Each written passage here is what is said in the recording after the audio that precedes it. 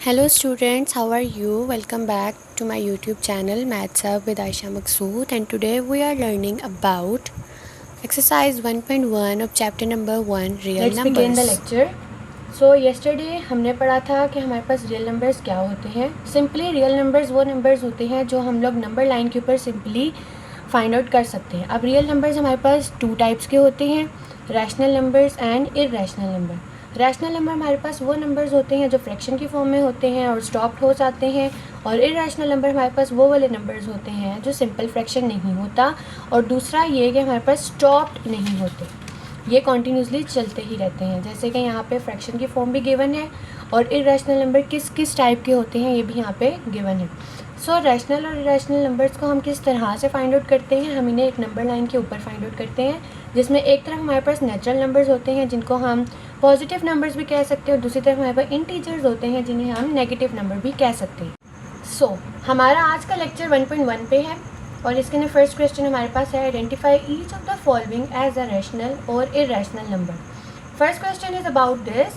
तो यहाँ पे सॉल्व हुआ है कि 2.3535 एंड 35. अब रैशनल नंबर्स के हमारे पास दो स्टेप थे कि एक तो ये स्टॉप्ड हो जाता है और दूसरा ये फ्रैक्शन की फॉर्म में होता है. लेकिन यहाँ पे हम रैशनल नंबर का थर्ड स्टेप जो कि बहुत माइनर तरीके से आ रहा होता है, उसे भी अगर डिस्कस कर लें तो वो ये है कि हमारे पास सिंपली 3535 एंड 35 लिखा हुआ है. इसका मतलब ये है कि कॉन्टीन्यूसली चल तो रहे हैं लेकिन नंबर्स तो हमारे पास सेम है ना, तो ये भी रैशनल नंबर्स की ही लाइन में आएगा.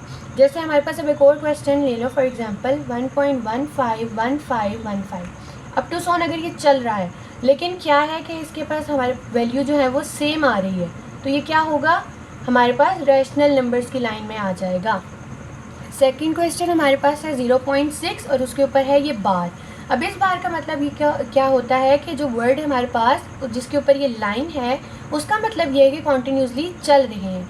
तो 0.6 बार इसका मतलब ये है कि 0.6666 अप टू सोन जितने मर्जी 6 यहाँ पे ऐड कर लें, तो ये भी हमारे पास रैशनल नंबर ही है.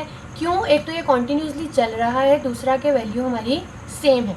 The third question is about 2.236067 up to so on जितने मर्जी नंबर आगे शामिल कर लें, तो ये हमारे पास इरैशनल होगा कि हमारे पास यहाँ पे 2.236067 है. यहाँ पे एक तो वैल्यूज़ कॉन्टीन्यूसली चल रही हैं, लेकिन क्या है कि वैल्यूज़ सारी एक दूसरे से डिफरेंट हैं, और हमने इरैशनल में यही चीज़ पढ़ी थी कि इरैशनल हमारे पास एक तो फ्रैक्शन की फॉर्म में नहीं होते, दूसरा ये हमारे पास कॉन्टीन्यूसली चलते रहते हैं.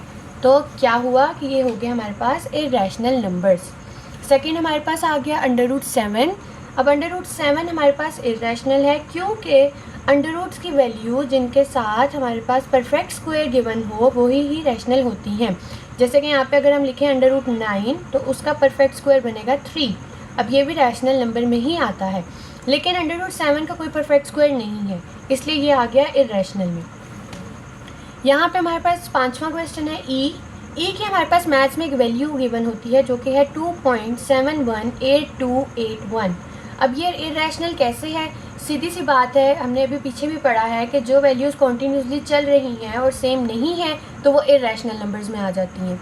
सेम यहाँ पे पाई की वैल्यू हमें मैथ्स में गिवन होती है 3.141592, और ये अप टू सोन चलती ही रहती है, तो ये हमारे पास होगी इरैशनल नंबर.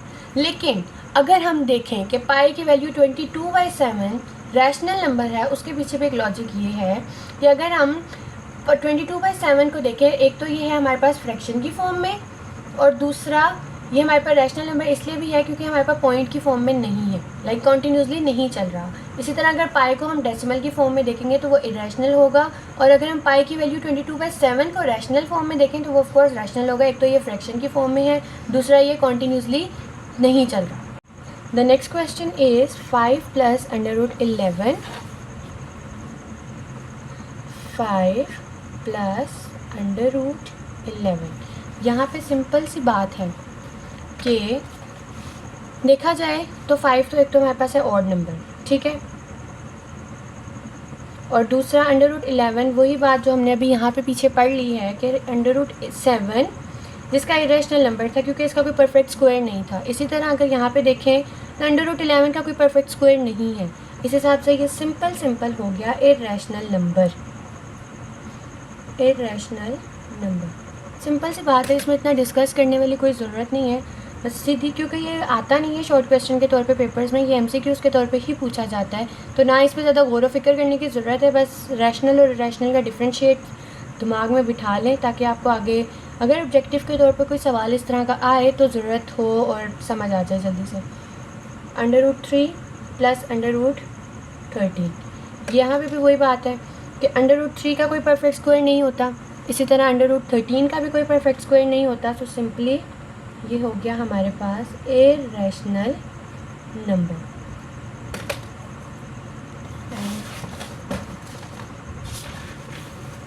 नेक्स्ट क्वेश्चन है हमारे पास 15/4।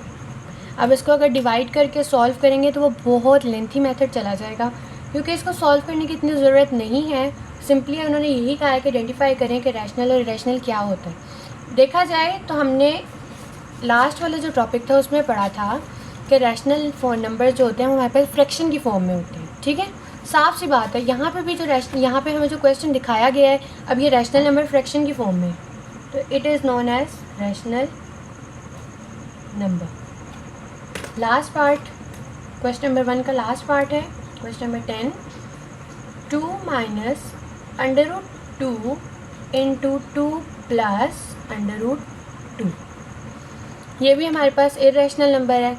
एक तो ये सॉल्व नहीं होगा, दूसरा ये जो √2 और ये √2 है, ये बिल्कुल ही इनका तो कोई परफेक्ट स्क्वायर होता ही नहीं है, तो सिंपल इरेशनल नंबर। एक तो इसे सॉल्व किया जा सकता है, अगर हम इसको सॉल्व करते हैं तो सॉल्व करके मल्टीप्लाई की फॉर्म में इसका आंसर बहुत लेंथी चला जाएगा, क्योंकि ये शॉर्ट क्वेश्चंस में नहीं आते हैं, इसलिए इनको इतना ज़्यादा समझने की ज़रूरत नहीं है। बस रैशनल और इरेशनल का ध्यान रखें और उसको समझें, enough. So, if you like the video about the real numbers we discussed, so subscribe this channel, like, comment and share with your friends. Don't forget to press the bell icon. Allah Hafiz.